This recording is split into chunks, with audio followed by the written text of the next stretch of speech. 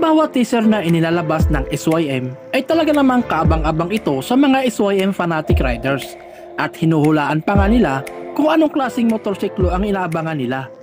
At ngayon nga mga paps ay may bagong teaser na naman ang inilabas ang SYM at talaga namang iba't ibang impression ang makikita mo sa mga comment section.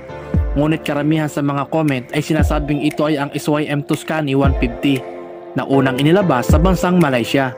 At ito ngayon ay hinuhulaan na dadalhin sa Pilipinas. At ngayon nga mga paps ay ating alamin ang specification at picture ng motor na to.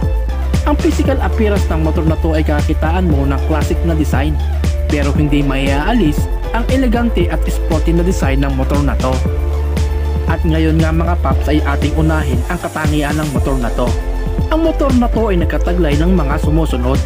Nagkataglay ito ng USB charging port, smart key system, clasp hook, 5.7 liters fuel tank capacity, 24 liters storage compartment, at Tuscany Elegant Set. Nagkataglay na din ito ng front disc brake at equipped na din ito ng CVS or combined braking system. At ang huli ang preno ng motor na to ay disc brake na din mga paps. At nagkataglay na din ito ng telescopic front fork at swing arm suspension ang hulihan. At narito ang technical specification ng motor na to. Ang makina ng motor na to ay pinalakas ng 149.6cc single cylinder 4-stroke air-cooled single overhead cam FI engine. At dumako naman tayo sa power ng motor na to. Ang maximum power ng motor na to ay 11.3 horsepower at 8,000 RPM.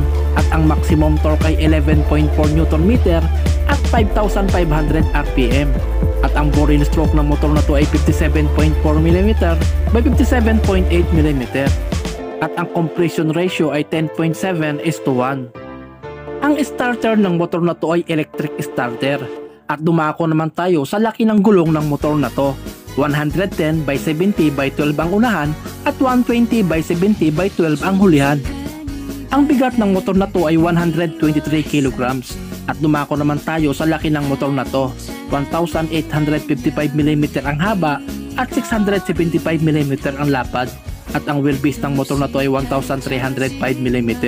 At ang ground clearance ng motor na to ay 101mm. Bali hanggang dito na lamang ang maikling content ko at sana nagustuhan nyo. Pakisubscribe na lang din po, then hit the notification bell para update nyo po sa bawat video na aking ilalabas. Maraming salamat mga paps.